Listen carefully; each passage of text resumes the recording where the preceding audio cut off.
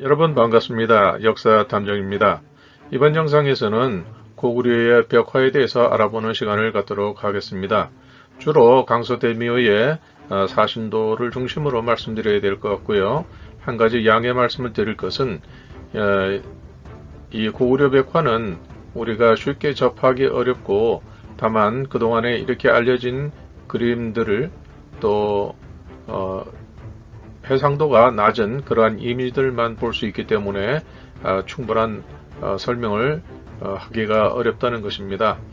그래도 나름대로 제가 이미지를 좀 더 보기 좋은 쪽으로 이렇게 화질을 좀 나름대로 계산해서 올렸으니까 감안해서 보아주시면 고맙겠습니다.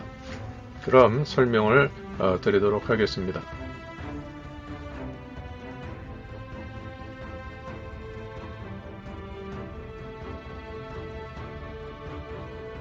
먼저 강서대면은 평안남도 강서군에 있고 그 벽화를 그린 시점은 6세기 후반, 7세기 초 이렇게 추정하고 있습니다. 이 사신도는 가장 세련되고 웅장하고 대륙적인 느낌의 걸작으로 이렇게 평가를 받고 있습니다.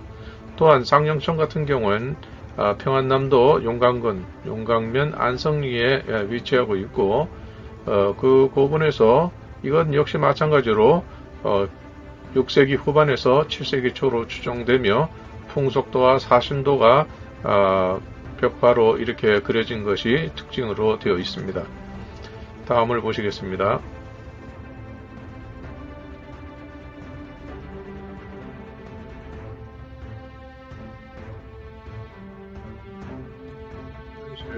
이것을 그린 내용들을 이렇게 한번 살펴보시겠습니다.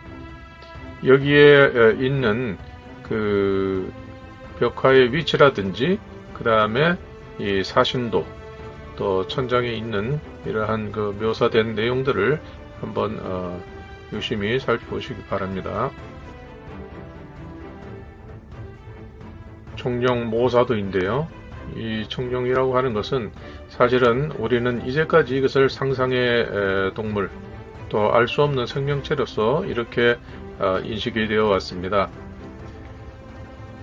그러나 이것은 우리 선인들이 인식하고 있었던 그 내용, 세계관을 여기에 반영하고 있다는 것을 먼저 전제하고 말씀드립니다.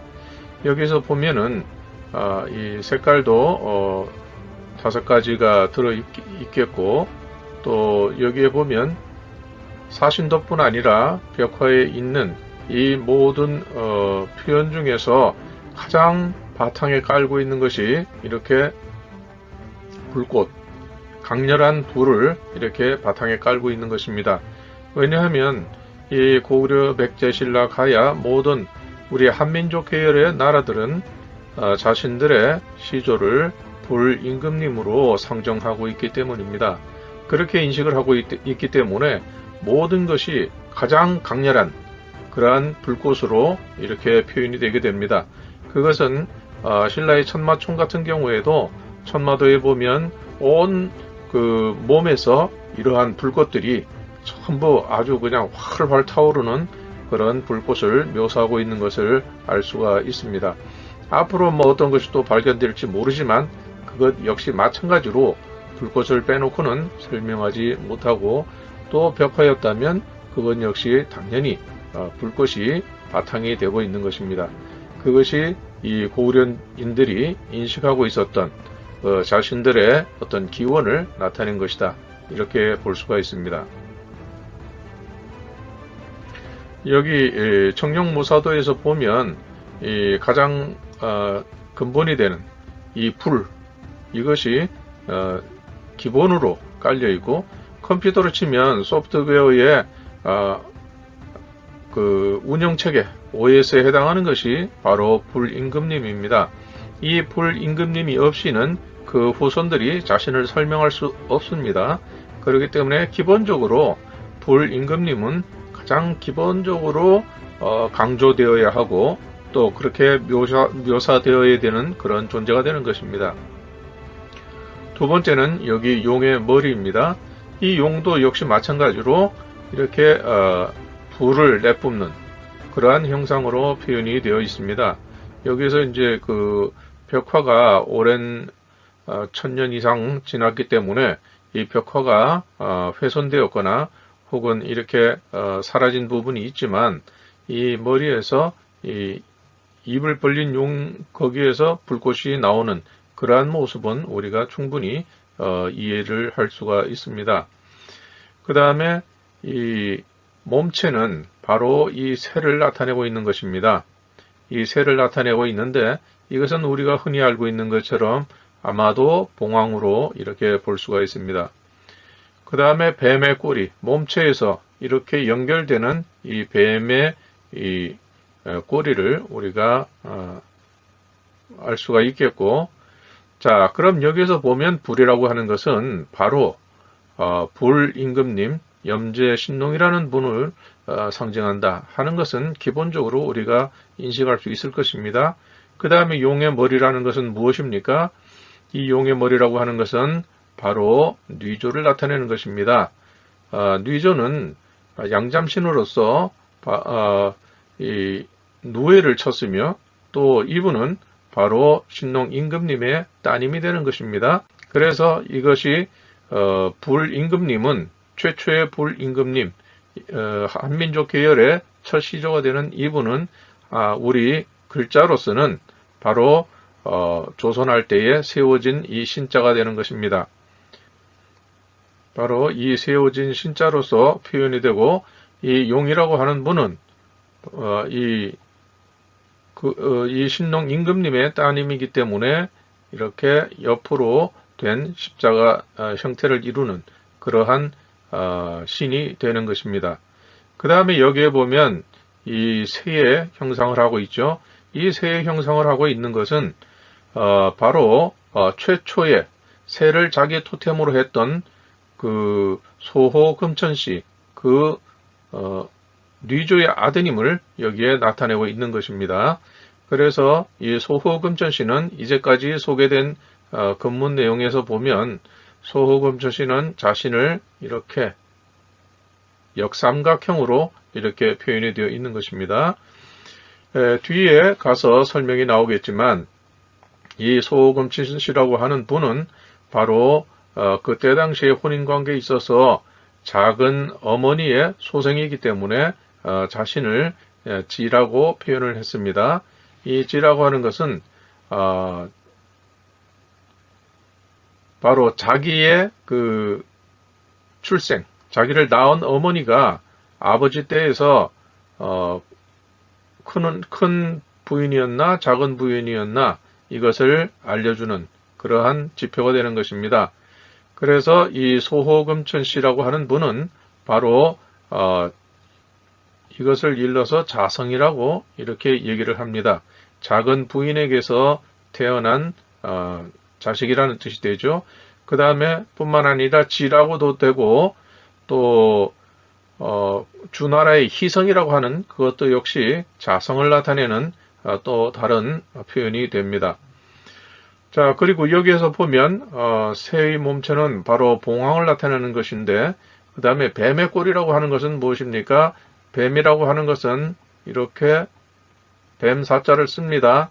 그래서 외형상으로 볼 때에는 뱀으로 이렇게 보이지만 실제로는 이것은 바로 이 새의 출생, 소생이 바로 이 자성이다. 이 자성이다. 작은 마누라 부인이다. 그런 뜻이 됩니다. 그 예전에는 바로 이 기와 이 사는 같은 내용이었습니다. 같은 내용이었는데 이게 발음이 각각 다르게 두 가지로 나타나는 것입니다. 왜냐하면 이때 당시에 혼인관계는 군혼에서 족외혼, 다시 말하면 자기가 소속된 시족이 아닌 외부의 다른 시족과 혼인을 함으로써 나타나는 현상인데 그 같은 것을 가지고도 발음이 달랐던 것입니다. 또 내용도 달랐던 것입니다. 그렇기 때문에 어느 한 집단은 기로서 이렇게 읽게 되고 또 한민족 계열은 사로서 이렇게 읽게 되는 것입니다. 그래서 여기에 표현된 이것들은 그림으로서 상상의 동물이라 이렇게 표현을 하지만 그 당시로서는 상상이 아니라 가장 구체적인 자기 표현이다. 이렇게 볼 수가 있습니다.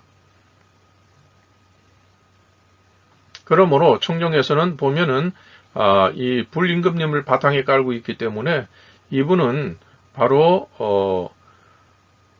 부계와 모계 그리고 여기에서 보면 봉황의 몸, 새의 몸으로서 이렇게 나타냈기 때문에 이것은 최초의 부계와 모계 중에서 모계 쪽을 이렇게 설명한 것이다. 이렇게 볼 수가 있겠습니다.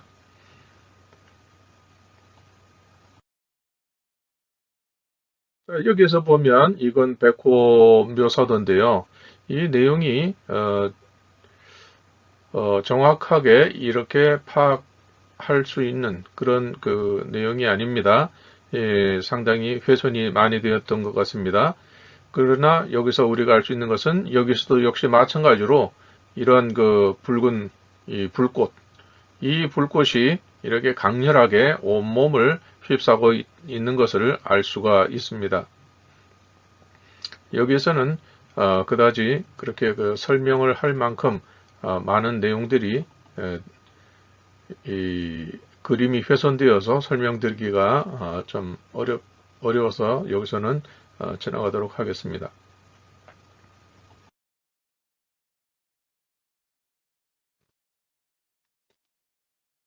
자, 여기에서는 주작 모사도를 한번 보시겠습니다. 예, 주작이라고 되어 있지만은 이것은 아마도 봉황을 나타낸 것으로 이렇게 볼 수가 있겠습니다. 그리고 여기 이 주작이 양쪽에 이렇게 되어 있는데 이것도 역시 훼손이 심해서 제가 이미지를 좀 낮게 표현을 한다고는 했으나 만족하지는 못할 것 같습니다. 자, 여기서 그러나 우리가 알 수 있는 것은 여기에 이 새의 날개부터 해서 이 몸체 상단 이쪽을 보게 되면 불꽃이 아주 활활 타오르는 것을 느낄 수가 있습니다. 바로 이렇게 또 여기도 이렇게 그래서 이렇게 불꽃이 전체적인 모양을 보게 되면 향로에 나와 있는 백제 향로 그것처럼 이렇게 불꽃이 쫙 올라가는 그런 느낌을 생생하게 표현하고 있습니다. 또 여기도 마찬가지죠. 여기도 마찬가지로 이렇게 불꽃이 아주 강렬하게 이렇게 올라가는데 이 전체의 모양이 하나의 불꽃을 이루고 있으면서 그 안에서 또 역시 불이 활발하게 타오르는 그러한 모습을 우리가 여기서 느낄 수가 있습니다. 그리고 그렇기 때문에 이 새는 불새가 되는 것이죠. 새를 토템으로 하지만 자신은 바로 이 불임금님에게 소속된 사람, 불임금님이 대종이 되면 여기는 이제 소종이 되는 것입니다. 그렇기 때문에 여기에서는 자신을 그 근본을 나타내기 위해서 바로 이 불임금님의 자손이다 하는 것을 나타내기 위해서 이렇게 불꽃 모양으로 이렇게 구도를 잡았다고 볼 수가 있겠습니다. 그리고 여기에서 보면 이 발이라든지 또 이 전체적인 이 모습은 이러한 새는 사실은 없지요. 그러니까 이것도 토템의 개념이 여기에 들어와 있는데 그래서 이 주작이라고 이름은 붙였지만 아마도 이것의 소재는 소호 금천씨를 나타내는 봉황이라는 것을 우리가 알 수가 있습니다. 그래서 고대 문헌에 나타나는 것을 보면 답나라 임금이 노나라를 방문해서 그때 노나라 임금님의 그 질문을 받고 왜 소호금전씨가 새를 가지고 자신을 나타냈느냐 그렇게 관직이고 모든 것들을 다 이렇게 새와 연관시켜서 이렇게 이름을 지었는가 이렇게 물어보니까 그 담나라 임금님이 이렇게 대답을 했습니다.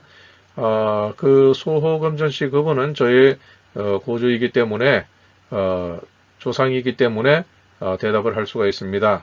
소호 임금님 지는 임금님의 자리에 섰을 때에 봉조가 마침 날아들었습니다. 그래서 그것을 보고 새를 가지고 기록하게 된 것입니다. 그래서 조사 이조명, 그래서 새를 가지고 관직명을 다 이렇게 지어 주었습니다. 이렇게 설명을 했습니다. 뿐만 아니라 또 다른 그 대델의 역봉경에 보면 유지충 362 봉황위지장 이리 돼 있어가지고 날개가 달린 그 생명체, 여기서는 뭐 벌레라고 하기에는 좀 뭐하고 날 수 있는 그런 생명체는 360가지가 되는데 종류가 되는데 봉황이 그 중에 으뜸이다. 이렇게 해서 봉황을 상당히 높이고 특별한 존재로 이렇게 인식하고 있었다. 그때 당시에 인식하고 있었다 하는 것을 알 수가 있습니다.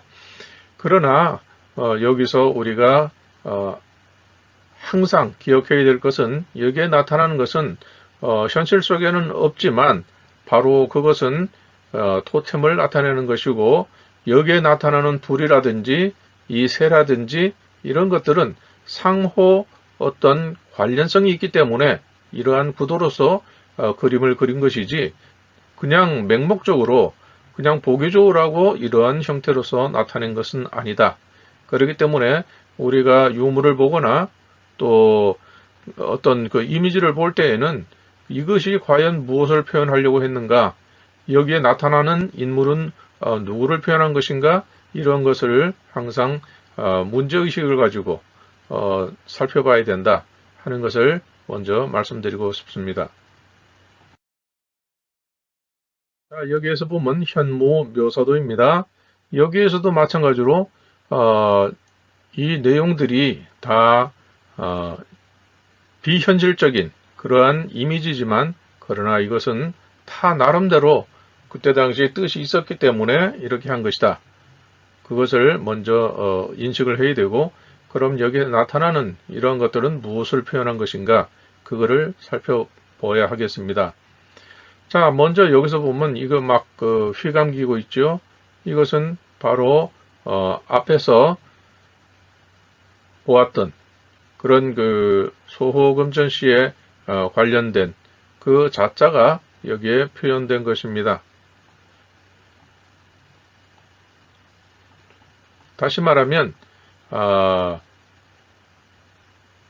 어머니, 작은 어머니의 소생이다. 이런 의미가 되는 것입니다. 자, 그리고 여기에 보면 이 머리 부분과 몸체와 이 목과 이것에 대해서 왜 이런 식으로 표현을 했을까? 그것을 한번 살펴보도록 하겠습니다. 자, 먼저 보시면 입에서 불꽃이 나옵니다. 자, 여기에서는 전체적으로 그림이 뭐 훼손되었기 때문에 아마 불을 나타낸 부분이 있었겠지만 여기에서는 그렇게 확 눈에 들어오는 그런 내용은 없습니다. 그러나 이 현무 여기에서 입에서 또 여기 뱀으로 보이는 입에서 이 불을 내뿜는 것을 여기서 알 수가 있습니다. 이건 역시 자신이 불임금 신농 임금님의 관련된 그러한 인물이다 하는 것을 알 수가 있겠고 또 이 불꽃이 불꽃뿐만 아니라 이 눈을 보시게 되면 이 눈 자체가 불꽃의 형태가 됩니다. 불꽃의 형태로서 이렇게 표현이 되고 많은 그 고대 유물 속에도 역시 이러한 내용으로 표현이 되고 있습니다. 고대에 보면 바로 이런 불꽃의 형태로서 눈을 표현하거나 아니면 해를 나타내는 둥근 알을 가지고 이렇게 표현을 하게 됩니다. 그래서 이런 그 실제 그때 당시에 있었던 그러한 생명체를 이렇게 토템에 따라서 이 관련 있는 그 토템을 이렇게 서로 본래는 각각 다른 그러한 토템이었지만 세월이 흐르면서 그들과 혼인관계가 있다든지 인적관계가 형성되었기 때문에 이러한 각각의 토템이 어우러져서 그 토템의 특징적인 부분을 결합시켜서 이러한 형상이 나타난 것이다. 이렇게 볼 수가 있습니다. 그래서 이것을 제가 지은 것은 바로 모핑 효과다. 이렇게 볼 수가 있는 것입니다. 그러니까 서로 다른 생명체가 특징만 가지고 이렇게 하나로 결합될 때에는 전혀 이제까지 볼 수 없었던 그러한 또 다른 차원의 그러한 생명체가 이렇게 드러나게 되는 것입니다. 그래서 여기에 보면 이것은 거북이의 등으로 이렇게 보입니다. 이 거북이라는 것은 고대의 실력자의 이름, 시칭이 되겠습니다. 시칭이 되겠고, 이 거북이를 몸체로 한 이 생명체를 이게 휩싸고 있는, 둘러싸고 있는 이것은 바로, 자, 혹은 을, 이렇게 해가지고 이것은 상대쪽, 다시 말하면 뉘조의 자손 중에 누군가가 이 거북을 토템으로 하는 이 집안과 이 족단과 어떠한 긴밀한 관계가 있다 하는 것을 여기에서 표현해주고 있는 것입니다. 그래서 이 두 생명체가 입에서 다 이렇게 불을 내뿜고 있는 것이죠.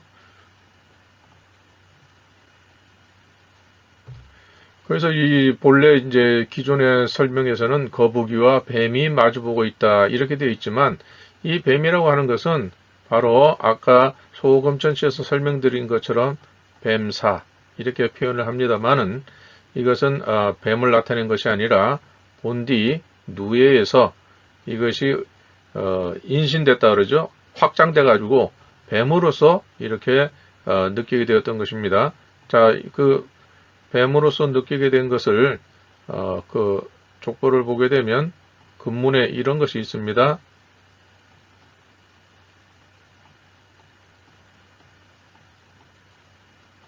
이렇게 되어 있는데요. 여기에 보면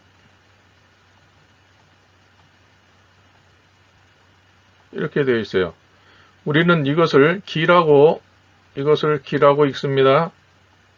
그러나 누가 읽느냐에 따라서 이것은 사 혹은 자로 읽을 수가 있는 것입니다. 이것은 제 얘기가 아니라 고대의 문자를 연구했던 그 학자들이 이렇게 설명을 하고 있습니다. 그것은 푸나로와 혼, 곧 조교의 혼이기 때문에 그러한 설명이 가능한 것입니다. 시족이 달랐기 때문에 풍속이라든지 발음이라든지 이런 것들이 차이가 나서 고대의 문자는 기본적으로 일자 이음이 됩니다. 모계와 시족의 발음이 다른 것이죠. 예를 들면 단어 자체가 다른 경우가 있는데 제가 알기로는 서울에서는 부추라고 하지만 경상도에서는 정구지고 또 호남지방에서는 소리라고 합니다. 그러면 어떤 기록을 남겼을 때에 한쪽은 소리라고 기록을 남겼을 것이고 한쪽에서는 정구지라고 했을 것입니다. 그러면 이것을 어떻게 표현하고 어떻게 발음했느냐에 따라서 이건 누구 입장에서 본 것이다. 이것을 알 수가 있는 것이죠. 여기서도 마찬가지로 조계혼이었기 때문에 이것을 기로 읽느냐 아니면 사로 읽느냐 이거에 따라서 어느 쪽에서 이것을 기록했는가 하는 것을 알 수가 있는 것이죠.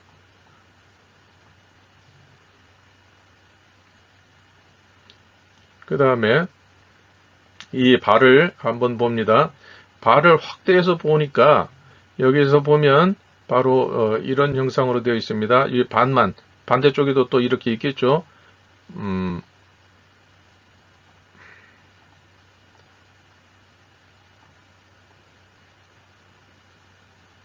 이렇게 표현이 되어 있습니다. 여기에 다 그렇게 되어 있는데요. 이것은 무엇입니까? 바로 해. 우리말로는 알 이렇게 되어 있고 또 이것은 불입니다. 불과 해는 동일한 개념입니다. 그래서 백호통 같은 그곳에서는 해는 불이고 불은 해다. 이렇게 동격으로 설명을 하고 있는 것입니다. 그래서 신농임금님은 태양이다. 이렇게 표현을 하고 있는 것이죠. 그래서 이 현무도에서 보면 이 두 존재 자체도 서로 간에 어떤 그 의미가 있는, 깊이가 있는 어떤 인적 관계가 있으면서 자신들은 둘 다 이 불임금님의 자손이다. 그러니까 내 외손이 될 수도 있고, 이런 이 괴 생명초로 우리는 이렇게 보고 있지만 이것은 하나의 고조선 시대에 있었던 그러한 인적 관계를 여기서 표현해주고 있다. 또 고구려는 바로 이러한 인물들의 후손이다 하는 것을 알 수가 있는 것입니다.